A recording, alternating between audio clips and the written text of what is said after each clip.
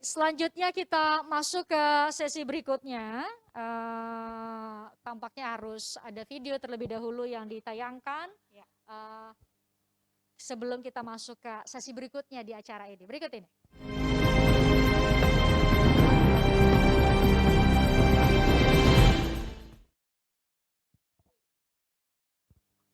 Baik, selanjutnya kita ikuti bagian acara yang menunjukkan bagaimana Indonesia ke depan, Indonesia Outlook 2022. Ya, kita masuk kepada Indonesia Outlook. Kami hadirkan dua narasumber utama yang akan memaparkan data dan informasi terbaru saat ini. Yang pertama adalah Evi Haryadi, Direktur Perencanaan Corporate dari PLN. Pak Evi. Silakan Pak, kami sudah menyaksikan di layar. Terima kasih MC atas kesempatannya. Yang kami hormati Ketua Paguyuban Wartawan Katolik Indonesia, yang kami hormati Panitia Diskusi Kebangsaan Buka Tahun PWKI di tahun 2022 ini, wartawan dan wartawati Katolik di seluruh Indonesia ya yang hadir pada hari ini. Selamat malam, salam sejahtera bagi kita semua. Pertama-tama kami mengucapkan terima kasih atas kesempatan yang diberikan oleh panitia untuk bisa bicara di malam hari ini di acara Buka Tahun PWKI yang diminta bicara terkait dengan green energy. Ya mungkin kalau kita lihat green energy, ini saya tidak akan menyampaikan paparan, mungkin akan menyampaikan beberapa gambaran umum karena waktunya juga cukup singkat. Kita melihat green energy ini sudah menjadi satu isu yang sangat viral dua tahun terakhir, terutama sejak mulai adanya COP26 tahun lalu dan akan adanya G20 tahun ini. Di COP26 kemarin Presiden kita, Bapak Jokowi, sudah menyatakan komitmennya untuk bisa memenuhi komitmen Paris Agreement, di mana Indonesia mempunyai komitmen untuk NDC 2030, National Determined Contribution, untuk menurunkan emisi 29% di tahun 2030. PLN sebagai agen pemerintah juga pada COP26 itu sudah mendeklarasikan kembali bahwa kita juga akan komit menjalankan net zero emission 2060. Bahkan pada kesempatan COP26 di Glasgow kemarin, kami sudah menandatangani bersama ADB project yang kita namakan early retirement melalui energy transition mechanism. Apa itu energy transition mechanism? Yaitu suatu mekanisme di mana kita akan melakukan early retirement pensiun lebih awal pembangkit-pembangkit coal kita atau PLTU dan mulai menggantikannya dengan pembangkit-pembangkit EBT.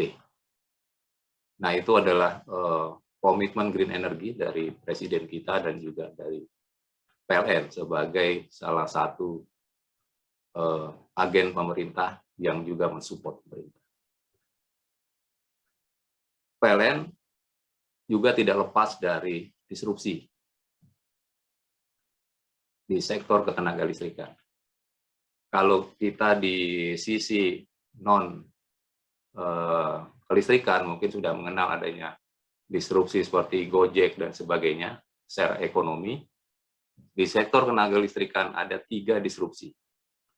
Yang pertama adalah disrupsi terkait dekarbonisasi, desentralisasi, dan juga digitalisasi. Bahkan 2 tahun terakhir kita juga terkena disrupsi yang terkait dengan COVID-19.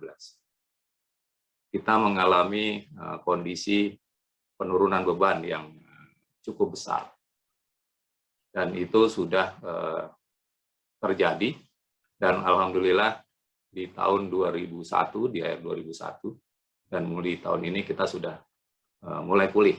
Dan ini membuat satu semangat baru bagaimana kita akan melalui tahun 2002 ini dengan lebih baik dan lebih baik ke depan.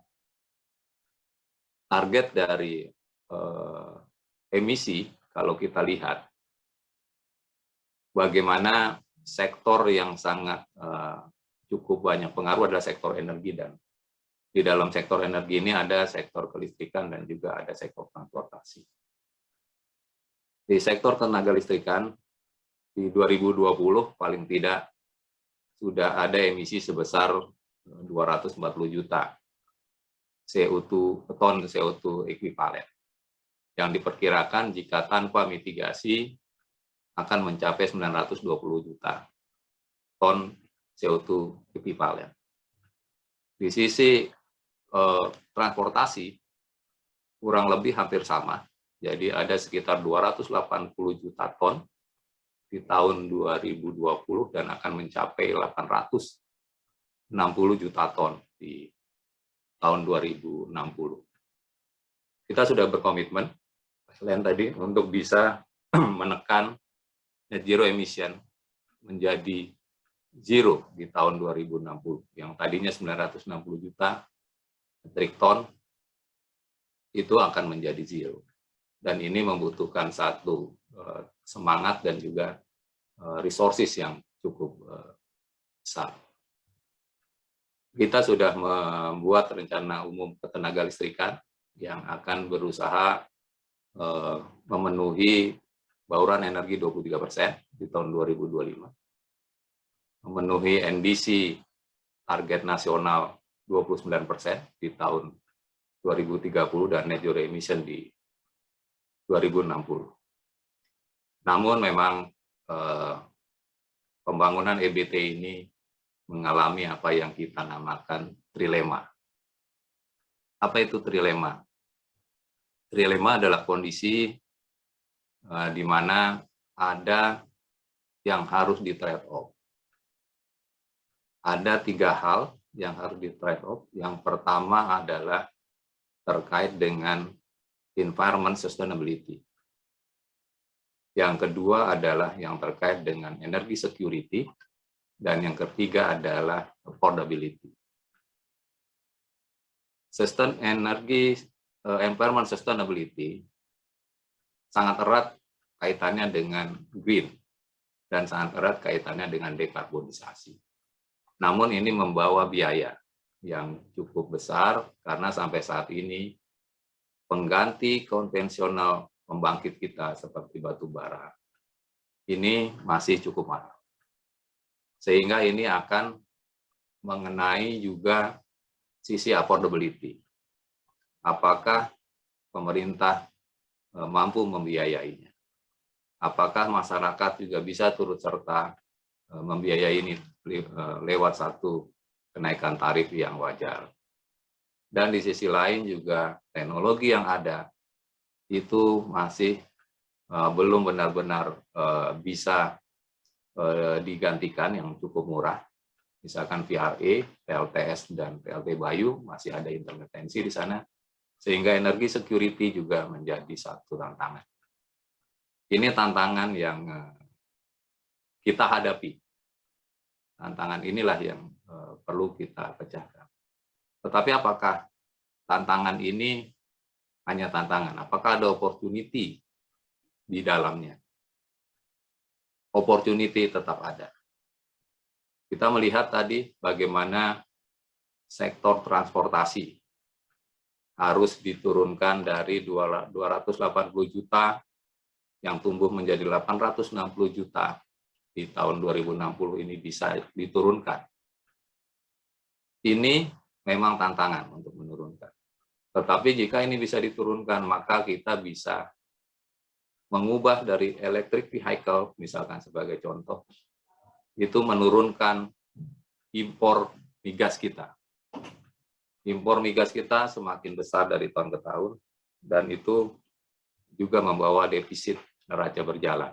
Dan jika ini bisa diubah menjadi electric vehicle, maka ini akan menjadi opportunity kita. Di sisi lain, kita juga mempunyai sumber-sumber EBT yang cukup besar. Ada hidro, ada panas bumi, dan kita juga mempunyai sumber-sumber mineral yang kita lihat ini menjadi tulang punggung dari teknologi EBT ke depan.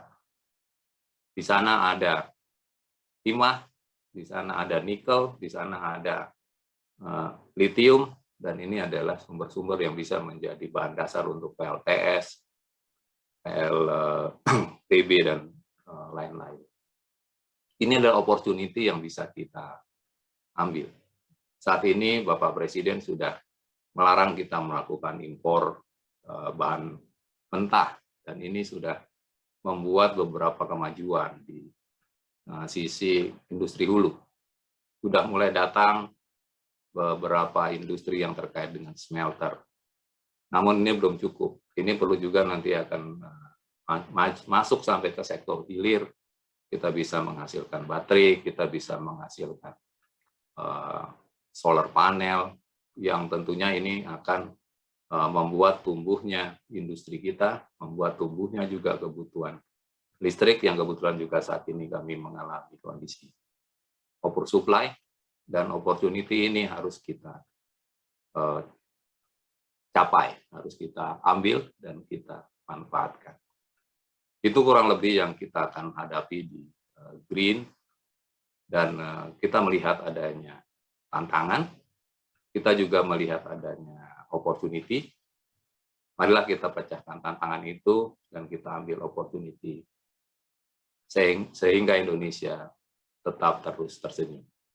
Mungkin itu yang bisa kami share dari PLN, dan mudah-mudahan kita bisa mencapai apa yang kita inginkan menjadi Indonesia yang lebih tersenyum lebar di masa yang akan datang. Selamat malam. Wabillahi taufiq wal hidayah. Baik, terima kasih Halo. Pak Evi Haryadi ya. Ini nggak salah lagi kan Pak ya? Enggak salah Mudah-mudahan lagi. lain waktu bisa lebih banyak soal biar lebih kenal. Terima kasih banyak Ya, untuk terima kasih penyampaiannya semua. tadi. Selamat malam, salam sehat selalu. Selamat malam.